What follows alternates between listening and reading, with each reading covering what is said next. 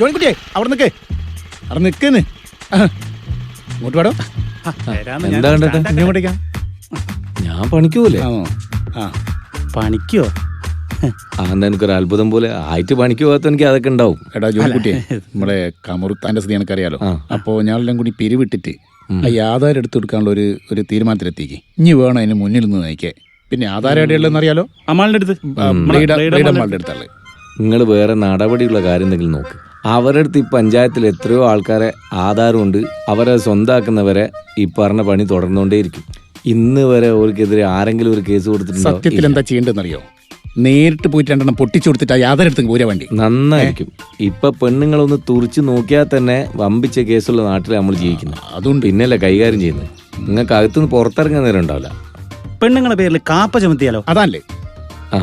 അതാകുമ്പോ നന്നാവും. എടാ, അതൊക്കെ ഗുണ്ടകളുടെ പേരില് പേര് കേട്ട ഗുണ്ടകള് ഒരു 5-8 കൊലക്കേസ് ബലാത്സംഗ കേസൊക്കെ ഉണ്ടാകുമ്പോൾ അന്നേരം കൊടുക്കുന്ന പരിപാടിയാ. പിന്നെപ്പോ എന്താ ചെയ്യപ്പോ? എന്താ ചെയ്യാ?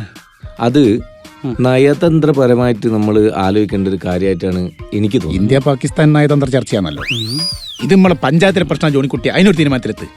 പഞ്ചായത്തിലെ പ്രശ്നമാണ് നമുക്ക് ഏക പരിഹാരം. നമ്മളെ നാട്ടിൽ അതിനെന്താ വേറെ പറയാ? മധ്യസ്ഥം.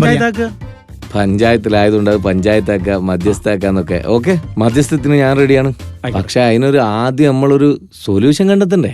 അതിനാണല്ലോ നിങ്ങളെ കണ്ടത്.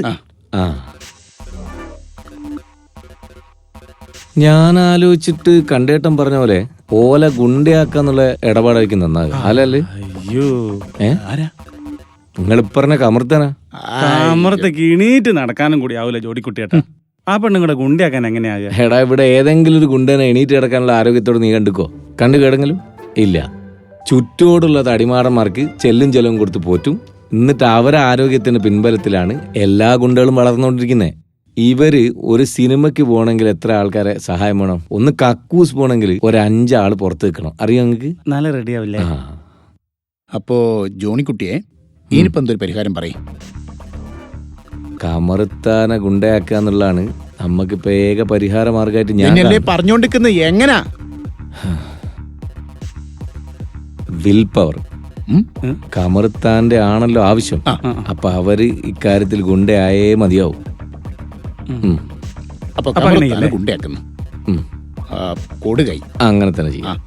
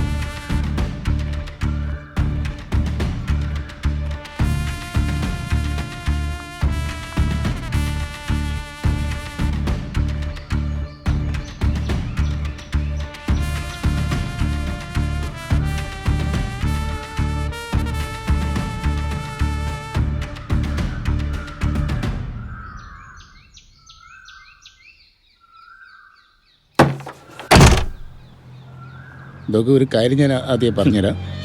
ഇതിന് മുമ്പ് ഇവിടെ പൊളിക്കണ്ട മക്കളെ, അത് ഇനിയും വേണ്ടതാ. ഒന്നും അയക്കില്ല. ഒരു ജാതക്കുള്ള ആളെ കൊണ്ടുവരണ ഞാൻ അപ്പോഴേ പറഞ്ഞാണ്. ആള് ഇവിടെ തന്നെ ഉണ്ട് തോന്നിട്ടോ. വണ്ടി നമ്മൾ ഇവിടെ ഇരിക്കാം.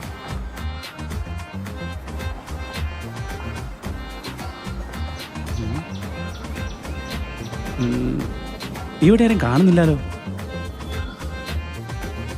ജോണിക്കുട്ടിയേട്ടാ, ആധാരം കിട്ടുവോ? ആദ്യത്തേക്ക് ഒരു പുലിയാ പോയി ഇപ്പൊ പുഷ്പം പോലെ വാങ്ങിക്കൊണ്ടിരുന്ന നീ കണ്ടോ? അകത്തെന്താ സർക്കസാ? സർക്കസാന്നോ? അതിലെ 2 ഐറ്റം ഇപ്പൊ കഴിഞ്ഞിട്ടുണ്ടാവും ഈ നേരം കൊണ്ട്. നീ നോക്കിക്കോ. കണ്ടോ? കണ്ടോന്ന്. ഓ അങ്ങനെ. ആ,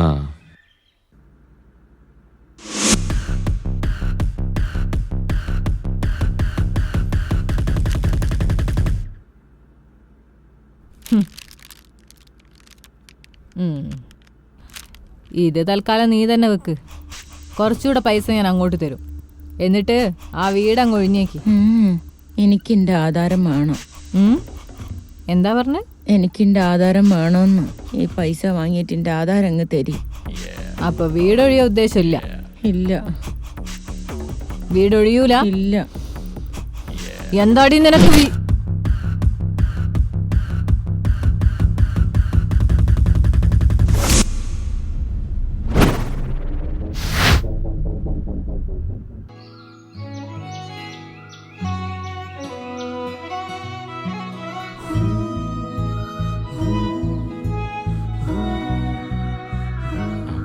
നിങ്ങൾ വിഷമിക്കണ്ട കേട്ടോ. ആധാരം വാങ്ങിയിട്ടേ നമ്മൾ ഇവിടുന്ന് പോകുന്നുള്ളൂ. അത് വാങ്ങാനുള്ള ആളകത്തുണ്ട്. ഇന്ന് കിട്ടും കേട്ടോ. ആയിക്കോട്ടാനെ.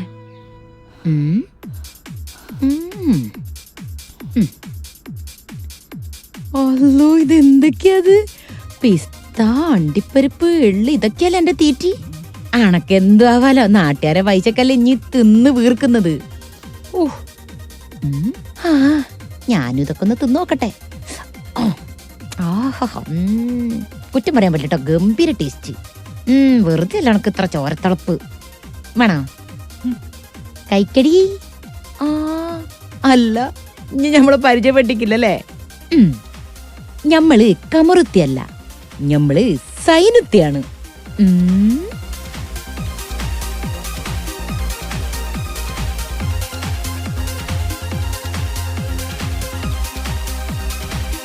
ഹലോ. ഒന്നും വീട്ടിന്റെ കാര്യം എന്തെങ്കിലും നോക്കണം. ആധാരം പണയത്തില്ല. പിന്നെ ആധാരറിയാലോ. ഈ നാട്ടിലുള്ള ആൾക്കാരെ മൊത്തം ആധാരവും ആ പെണ്ണുങ്ങളെ വീട്ടിലാണ്. അവരുടെ പഞ്ചായത്തിൽ എത്രയോ ആൾക്കാരെ ആധാരമുണ്ട്. അവരെ സ്വന്തമാക്കുന്നവരെ ഈ പറഞ്ഞ പണി തുടർന്നുകൊണ്ടേ. ആധാരം കൊണ്ടല്ലാണ് ഇങ്ങോട്ട് വരുന്നത്.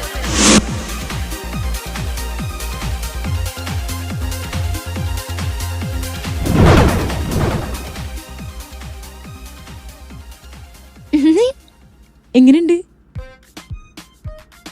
അതെ, അന്ന ആണുങ്ങളെ കൊണ്ട് കൈകാര്യം ചെയ്യിപ്പിക്കാനായിരുന്നു നമ്മൾ ആദ്യം വിചാരിച്ചത്. അപ്പൊ വകുപ്പ് മാറിപ്പോവും.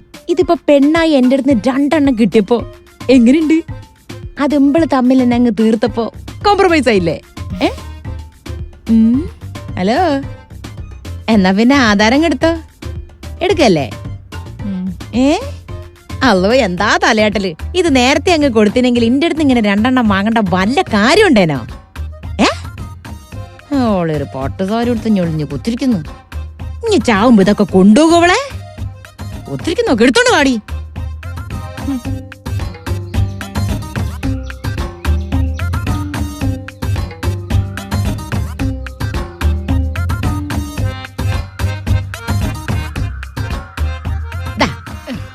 പിടിച്ചോളി നിങ്ങൾ ആധാരം. സന്തോഷായല്ലേ? ഇപ്പൊ പഴയ പോലെ ഒന്നല്ല. ജന്മിമാര്, കുടിയാന്മാര്, അടിയാന്മാര്, ഓംബ്രാന്ന് പറഞ്ഞ് നമ്മളിങ്ങനെ കാത്തിക്കുക, ഓലെ ആജ്ഞാപിക്കുക, നമ്മളൊരാളെ കീഴിലിക്കുക, ചൂഷണം ചെയ്യുക, അതൊന്നും നടക്കൂല. നിങ്ങൾക്കറിയോ, ഇപ്പോ ഇഷ്ടംപോലെ ഓപ്ഷൻസാ. ഒന്നില്ലെങ്കിൽ ഒന്ന്. അതിൽ പവർഫുൾ ആയിട്ടുള്ള ഒന്നാണ് ഇപ്പൊ ഈ കണ്ടത്.